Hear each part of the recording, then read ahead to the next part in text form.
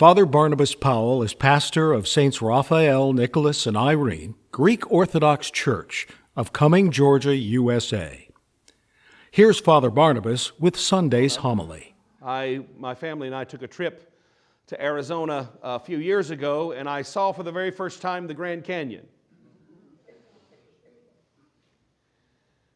And I experienced for the very first time in my life a panic attack. I did. We had a van full of kids, my two daughters and their cousins. We were visiting Presbyteria's brother out in Arizona, and we all decided we were going to go to the Grand Canyon. So we went to the Grand Canyon, and my brother-in-law told me, he said, "Now listen, my friend has told me about this place where it's not so crowded." I found out why. There are no guardrails. And so the kids bound out of the van. Yeah. And so I'm trying to keep my composure as best I can, and all I see is kids going over the edge. That's all I see in my head. That's the only thing I see is kids going over the edge.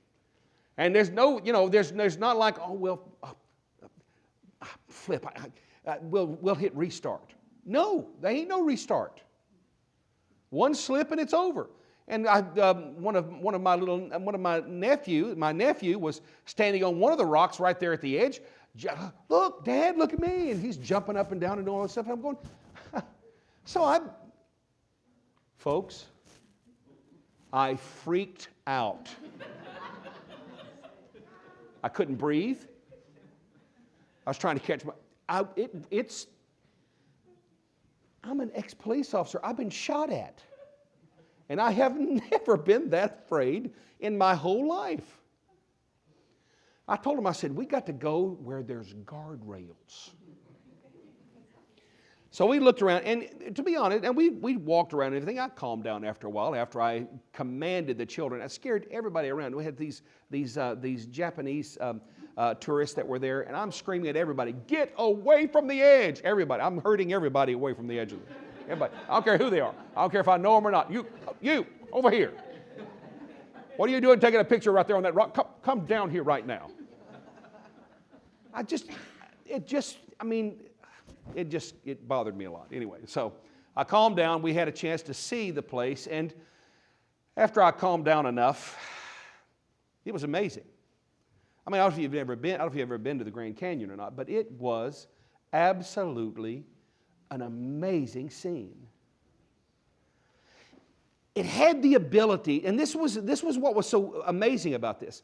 It had the ability to create great fear and great awe and great wonder all at the same time.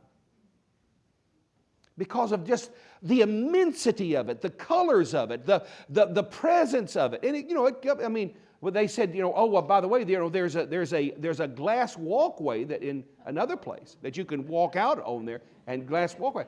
And I said, no. Then they told us, oh, by the way, it's in another state. I said, hallelujah. I can't do that. It's a shame. But it was an awe-inspiring experience. And I told you last week we were going to be talking about the identity of Jesus Christ as our sermon series for the Feast of the Nativity. And last week I hope I laid the foundation strong enough for you that the identity of Jesus Christ, if He really is who He says He is, then brothers and sisters, your life should not only know that, but actually be transformed by the identity of Jesus Christ. If Jesus Christ really is who He says He is, who the church says He is, if Jesus Christ really is who the church says He is, then brothers and sisters, if this doesn't change your life, if it doesn't change your behavior, then I really question, I'm not going to say anything about your faith, it's none of my business. I'm in sales, not management. But I really question whether you genuinely believe this or not. And if you don't believe it, that's your business. But if you do believe it, or if at least you say you believe it, it ought to show up in the way you live and the choices that you make. If it doesn't show up in the way you live and the choices that you make, then why do you believe it? It's like, liking ice cream and never eating it. It doesn't make any sense. So the identity of Jesus Christ is extremely important. We're focusing on Isaiah's prophecy of the coming of the Messiah in Isaiah chapter 9, verse 6. For unto us a child is born, unto us a son is given, and the government will be upon his shoulders, and his name shall be called Wonderful Counselor, the Mighty God, the Everlasting Father, the Prince of Peace. Of the increase of his peace and government there shall be no end. This is the prophecy in Isaiah's prophecy in the First Testament of the coming of the Son of God, the Messiah. The Orthodox faith teaches that Jesus Christ is the promised Messiah that God made to Abraham in the First Testament. Jesus Christ is the Messiah for the whole world. He comes from the tribe of David.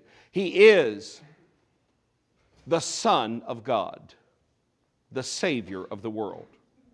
And Isaiah names him Wonderful Counselor, Mighty God, Everlasting Father, and Prince of Peace. This Sunday I want to talk to you about the name Wonderful Counselor. In both the Hebrew and the Greek Septuagint that Jesus used when he was preaching, both the words that are used for the word that we call wonderful refer mainly to the acts of God. So the very first description of who this Messiah is going to be is he is wonderful.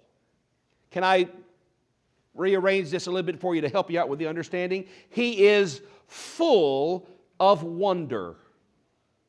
Jesus Christ is full of wonder. Now, why does that make any difference? Because I said the last week also that one of the things we're going to explore during this sermon series is we're going to explore why this matters. What does it matter that Jesus is called wonderful? So what? There's a lot of wonderful things. I just talked to you about the Grand Canyon. Wonderful. Full of wonder. Full of awe. In fact, it was awful.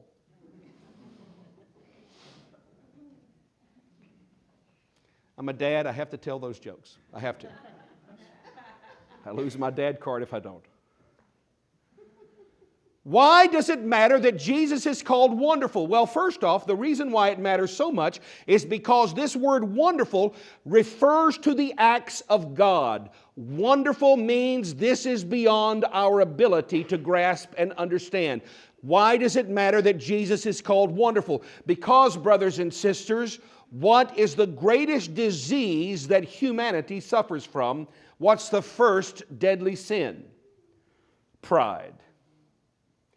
If you are ever going to be healed from the foolish notion that you are self-sufficient, that you do not need a relationship with God in your life, if you're ever going to be cured from that foolish delusion, that foolish, dare I even go stronger and say that stupid notion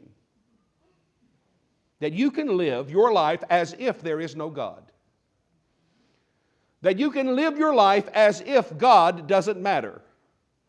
If you're ever going to be cured from that, folks, you're going to have to be confronted with the full of wonder God. Because nothing else is going to break the back of your notion of self-sufficiency more than standing in front of something bigger than yourself. You will always be gripped by the delusion, the fantasy, the unreality that you can live life as if there is no God if you never are confronted with the full of wonder of Jesus Christ. You will live your life enslaved to a lie. And your choice to be a slave or not a slave is up to you, because Jesus Christ is wonderful, folks. Jesus Christ is full of wonder. This is awesome and huge and big, and it takes your breath away. If you contemplate just who Jesus Christ is, God in the flesh. I love what C.S. Lewis says. He says Christianity is either the most important message that humans have ever received, or it is of no importance at all. What Christianity can never be, ladies and gentlemen, what Christianity can never be is mildly important. It can't be that, folks. Jesus Christ does not give us the option of saying He's a sweet fella. Jesus doesn't give us that option. Jesus Christ confronts us with wonderful truth. Jesus Christ is wonderful. And the only way you're going to break the back of the prideful notion that you can live as if there is no God, which, frankly, most of us in the United States are actually functional atheists. We're basically functional atheists. We pay lip service that there's a God, but in reality, it doesn't really matter. Because it doesn't change our behavior. It doesn't change our priorities. It doesn't change how we order our lives. The only way to break the back of that delusion, that lie, that slavery of your mind, that slavery of your heart, is to come in contact with something bigger than yourself. Jesus Christ is wonderful. Now, this can be off-putting. I stand at the edge of the Grand Canyon thinking, I don't like this. A true confrontation of Jesus Christ will have the added element of, I'm a little uncomfortable here. Because someone that wonderful shows every area where I'm not. Someone that full of wonder shows everywhere where I'm pedestrian, I'm average. I love that movie about what was it called? It was Amadeus. You remember the movie Amadeus about Amadeus Mozart? And what was his name? Scaleri or something like that. One of the guys that was very jealous of him. Yeah, very jealous of him. And he's in the madhouse. And I love when he's in the madhouse and he's lost his mind because he's become so jealous of Mozart, it's just driven him crazy. And he's in the madhouse and he's going through, they're pushing him through the wheelchair, through the madhouse, and he's making the sign of the cross all over all the crazy. I absolve you, I absolve you, I absolve you for your mediocrity, for your averageness. We're in the presence of greatness, and I absolve you. You're mediocre. By the way, folks, do you know what jealousy is? I love this phrase. Jealousy is the tribute paid to excellence. Isn't that good?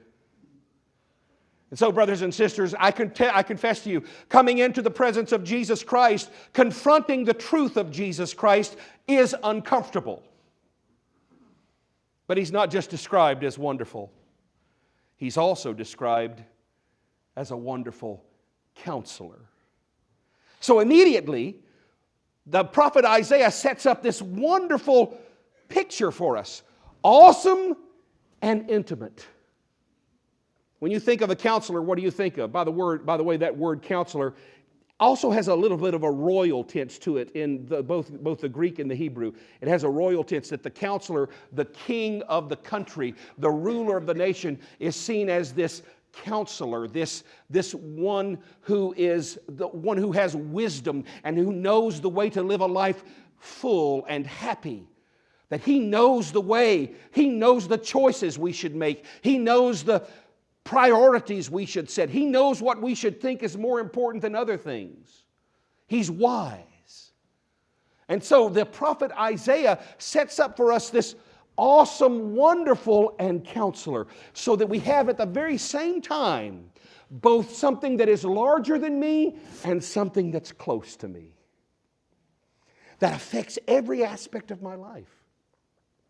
A good counselor, ladies and gentlemen, will help you set the priorities and navigate the confusion of our lives. I've met people in my life, I've been that person in my life, where I couldn't tell the difference between what's really important and what isn't. I needed help. I needed someone to come alongside me and help me. Jesus Christ is counselor. So when we get ready to celebrate Christmas this year, as we're preparing right now during Nativity Lent, when we get ready to celebrate Christmas, understand when we approach the manger in Bethlehem, just who is lying in that manger. Understand just who is lying in that manger. The prophet Isaiah tells us that the one lying in that manger, Jesus Christ, is Wonderful Counselor. This morning, do you find that your life is lived asleep to the closeness of God in your life? Are you discovering it difficult many times to set the priorities that you need to set in your life in a healthy way? Are you foolishly gripped by the notion that it doesn't matter that Jesus was born? Does your life reflect your commitment to Christ? This morning, as we confront the identity of Jesus Christ as Wonderful Counselor, could you use some wisdom? Would you like some insight into how to live life well? May I please introduce you to Jesus, the Wonderful Counselor. Amen. You can follow Father Barnabas on YouTube or on our church website at stsrni.org. Thank you for watching.